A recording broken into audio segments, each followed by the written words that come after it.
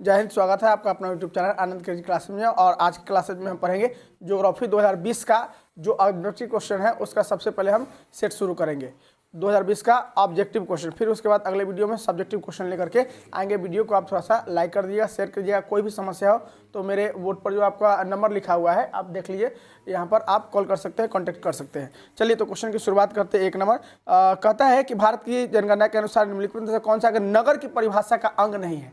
तो देखिए, नगर के परिभाषा का अंग 75% से जहाँ जनसंख्या अधिक प्राथमिक क्षेत्र में लगा हो, प्राइमरी सेक्टर में, कृषि क्षेत्र में जहाँ 75% से अधिक लगा होगा, है ना, यह नगर की परिभाषा नहीं होगा, क्योंकि नगर में एग्रीकल्चर खेती नहीं होती है। ठीक है, यह परिभाषा गलत है। ठीक है, नगर की परिभाषा जिसमें 75% से अधिक लोग खेती के क्षेत्र में लगल होगा, ये गलत है। यह नगर में नहीं होगा, बल्कि कहाँ होगा, गांव में होगा। चलिए आगे देखिए। तो नगर की परिभाषा क्या होता है बउआ? नगर की जो परिभाषा है यह है कि भाई यहाँ का जो पॉपुलेशन डेंसिटी है, जनसंख्या घनत्व है 400 प्रति वर्ग, बुआ 400 प्रति वर्ग किलोमीटर लोग जो है वह रहना चाहिए। एक वर्ग किलोमीटर में कितना लोग रहना चाहिए? 400।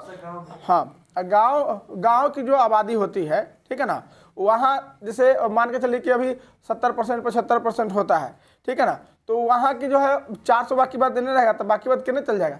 हालांकि गांव की आबादी ज़्यादा है, लेकिन यहाँ पर क्या होता है कि डेंसिटी जो होता है वो गांव का कम होता है, शहर का डेंसिटी ज़्यादा होता है, घनत्व क्या होता है? ज़्यादा होता है। आप जानते हैं कि 31% लोग जो है शहरों में रहते हैं। कहाँ पर रहते हैं? तो बाकी बात कहाँ रहेंगे? अंतर क्या होता है कि शहर में घनत्व ज़्यादा होता है और गाँव में घनत्व कम होता है। चलिए अगला क्वेश्चन कहता है कि मानव विकास सूचकांक में भारत निम्नलिखित में से किस उच्चतम कोटि में आता है, किस कोटि में उच्चतम है? तो भारत का मानव विकास सूचकांक में केरल जो है वह उच्चतम स्थान पर आता है। केरल। किस भाषा परिवार का जनसंख्या सबसे कम है? तो वह चीनी तिब्बती जो लैंग्वेज है वह सबसे कम है। अगला क्वेश्चन देखिए, कहता है 4 नंबर क्वेश्चन 2011 के जनगणना के अनुसार भारत की जनसंख्या 121 करोड़। कितना करोड़ हुआ? 121 करोड़। चलिए अभी कितना हो गया? 142 करोड़, है ना, 142 करोड़ से अधिक है, समझ लिए 143 करोड़ लगभग हो गया है। चलिए, निम्नलिखित प्रदेशों में से कौन सा सुप्रलेखित प्राचीनतम नगरीय बस्ती है? तो मेसोपोटामिया जो सबसे पुराना नगर है। चलिए 6 नंबर क्वेश्चन कहता है हीराकुंड परियोजना अवस्थित है उड़ीसा में। कहाँ पर हुआ? उड़ीसा में महानदी पर। कहाँ पर है बोलिए? हाँ, और ये जान जाइए कि यह दुनिया का सबसे लंबा है। क्या हुआ? सबसे लंबा प्रोजेक्ट है, परियोजना है, बांध है, 4800 मीटर है, समझ लीजिए। आगे देखिए, निम्नलिखित में से कौन सा सबसे छोटा बेसिन है?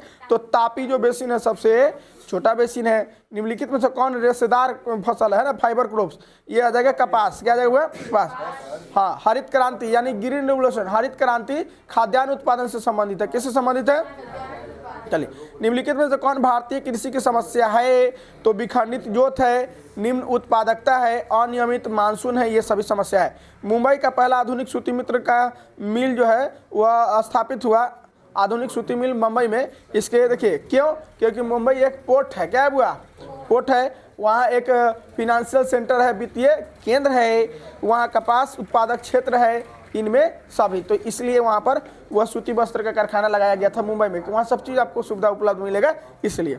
चलिए बात नहीं करो बुआ। बोकारो इस्पात केंद्र जो है वो कहाँ पर है? बोकारो में, झारखंड में, है ना। तो ये रूस के सहयोग से बना हुआ है, जो सरकारी क्षेत्र है। कैसा क्षेत्र हुआ? पब्लिक सेक्टर का है। चलिए, पब्लिक सेक्टर का है, सरकार के नियंत्रण में है वो लोहा वाला फैक्ट्री जो है सो। हाँ, बोकारो इस्पात नहीं, स्टील। हाँ, चलो बुआ, बालाघाट, यहाँ देखो, बालाघाट मैग्नीज क्षेत्र जो है कहाँ पर बताइए? मध्य प्रदेश में। कहाँ पर? मध्य प्रदेश में। चल, निम्नलिखित में से कौन परंपरागत ऊर्जा स्रोत है, जो ट्रेडिशनल एनर्जी सोर्स का रहा है, शुरू से जो चलते आ रहा है, ठीक है ना? कोयला, पेट्रोलियम, प्राकृतिक गैस, ये 3 चीज़ ऐसा है जो हाँ शुरू से नेचुरल ही मिलता है, शुरू से मिल रहा है, बहुत पुराने जमाने से ही। ठीक है, चलो आगे देखो। भारत में प्रथम नाभिकीय ऊर्जा परियोजना कब शुरू किया गया था? तारापुर। कहाँ पर? तो तारापुर, जान जाइए। एशिया का सबसे पुराना एल का है, करे ना टंगी तू, एशिया का सुनो, दिखाना नहीं है, देखो, एशिया का सबसे पुराना न्यूक्लियर पावर सेंटर जो है, परमाणु विद्युत केंद्र जो है, वो कहाँ पर है? तारापुर कहाँ है? मुंबई में। ठीक है, चलिए तो सबसे पुराना पूछे, है ना, ध्यान रखना है। निम्नलिखित में से कौन सा स्थलबद्ध पोताश्रय है? तो विशाखापट्टनम स्थलबद्ध है। पूरा पश्चिम गलियारा जोड़ता है, पूरा में सिलचर से पश्चिम में पोरबंदर तक। चलिए 18 नंबर क्वेश्चन देखिए, भारत में वायु परिवहन सेवा 1911 में किया गया। कब किया गया हुआ? चलिए 19 नंबर क्वेश्चन कहता है भारतीय रेल प्रणाली में कितने मंडलों में विभाजित किया है? तो इनमें कोई नहीं, अभी इसमें कोई नहीं है। 12, 19, 20 जो आपको दिखाई दे रहा है अभी ऐसा देखा जाए तो 17 या 18 के आसपास में उसका जोन है। अभी रेलवे का जोन नहीं दिख रहा है, पूर्व मध्य रेलवे यहाँ पर है ना, हाजीपुर में। हाँ, तो जोनल ऑफिस यहाँ पर इस तरह से ऐसे ऑफिस जो है वो 17 या 18 के आसपास में अभी है। तो इनमें से भी कोई ऑप्शन नहीं है, ध्यान रखना है। चलिए 20 नंबर क्वेश्चन कहता है पारदर्शिक नियोजन विशिष्ट लक्षण होता है। देखिए पारदर्शिक नियोजन का होता है किसी स्पेशल क्षेत्र का विकास का अप्रोच होता है वहाँ पर किसी स्पेशल क्षेत्र में। निम्नलिखित में से किसे दहन कृषि भी कहा जाता है? आदिम निर्वाह कृषि को, जिसको हम लोग झूम फार्मिंग भी कहते हैं, है ना। चलिए 22 नंबर क्वेश्चन, फूलों की खेती जो होता है फ्लावर एग्रीकल्चर क्या कहता है? पुष्पोत्पादन कहलाता है। फूलों की खेती करना पुष्प का उत्पादन पुष्प उत्पादन कहलाता है। चलिए 23 नंबर क्वेश्चन कहता है निम्नलिखित में से कौन सा रोपण फसल है? तो चाय रोपण फसल है। रबर किस प्रकार की कृषि है? तो रोपण कृषि है। 25 नंबर क्वेश्चन, किस विद्वानों में अधिक मानव विकास सूचकांक का निर्धारण किया? तो ह्यूमन डेवलपमेंट इंडेक्स जो है डॉक्टर महबूब उल हक, किसने बुआ? महबूब उल हक ने। 26 नंबर क्वेश्चन, मानव भूगोल का उपागम नहीं है, तो मात्रात्मक क्रांति इसका उपागम नहीं है। निम्नलिखित में से कौन विरल जनसंख्या वाला क्षेत्र है? तो पश्चिम ऑस्ट्रेलिया, ठीक है। निम्नलिखित संख्या में कौन संख्या के कार्यशील आयु वर्ग का प्रतिनिधित्व करता है? देखिए आपसे, हाँ, कार्यशील जनसंख्या क्या होता है? जो सक्रिय संसाधन के रूप में काम होता है, जो मानव काम कर रहा है वह कार्यशील जनसंख्या में शामिल होता है। 15 वर्ष से 59 वर्ष के लोग को कार्यशील जनसंख्या में शामिल किया गया है। चलिए अगला क्वेश्चन है, लिंग अनुपात सबसे ज्यादा कहाँ पर है? बताइए, लाटविया में। चलिए अगला क्वेश्चन है, विकास का सर्वोत्तम गुण संकेतक है कि गुण में धनात्मक परिवर्तन होना चाहिए, पॉजिटिव चेंजिंग होना चाहिए मेरिट में, गुण में। यह विकास का सबसे बेहतरीन परिभाषा। तूतीकोरिन का है वो तमिलनाडु में है। अम्ल वर्षा के कारण क्या होता है? वायु प्रदूषण के कारण अम्ल वर्षा होता है। चतुर्थ सेक्टर इसमें से कौन सा है? तो विश्वविद्यालय शिक्षक जो है वह क्वार्टिनरी सेक्टर में आता है। लंबी दूरी को सामान ढोने के लिए जो है वह जल परिवहन काम आता है ना। कौन सा परिवहन हुआ? हाँ, वाटर ट्रांसपोर्ट काम आता है। लंबी दूरी आपको ढोना है सामान, सब जल परिवहन काम आएगा। रेल मार्ग के सबसे ज्यादा जो डेंसिटी है, सघनतम घनत्व है, वो अमेरिका में। कहाँ पर हुआ? हाँ, अगर सघनतम जो नेटवर्किंग है रेल मार्ग का, कहाँ पर है? अमेरिका में हो गया। बिग इंच पाइप जो है पेट्रोलियम से रिलेटेड है। किससे रिलेटेड है? हुआ petroleum. Big inch pipe petroleum से संबंधित है। भारत एक सदस्य साफ्टा का, है ना। चलिए आगे देखिए, विश्व व्यापार संगठन का जो हेडक्वार्टर है वो जेनेवा में है। कहाँ पर हुआ?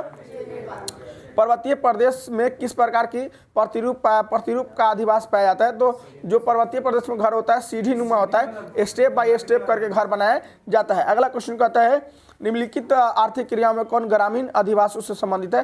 तो जहाँ गांव में जो घर होता है वहाँ पर कौन सी क्रिया होता है? तो प्राइमरी सेक्टर होता है, खेती बाड़ी होता है ना, गाय भैंसी बैल बकरी बोतू पालन पोषण होता है। चलिए आगे कहता है, कौन सा सांस्कृतिक नगर है? कल्चरल सिटी कौन सा है? तो यह मक्का जो है वह कल्चरल सिटी है। तो आपको मक्का रहे या फिर आपको जेरूसलम रहे, है ना, ये सब सांस्कृतिक नगर है, ठीक है। आगे देखिए, निम्नलिखित में से कौन औद्योगिक नगर है? 42 नंबर क्वेश्चन है, औद्योगिक नगर। तो इसमें जमशेदपुर जो है वो औद्योगिक नगर है। तो चलिए आप थोड़ा सा जो है आपका ये हो गया। अब अगले वीडियो में आपको हम सब्जेक्टिव लेकर के आ रहे हैं।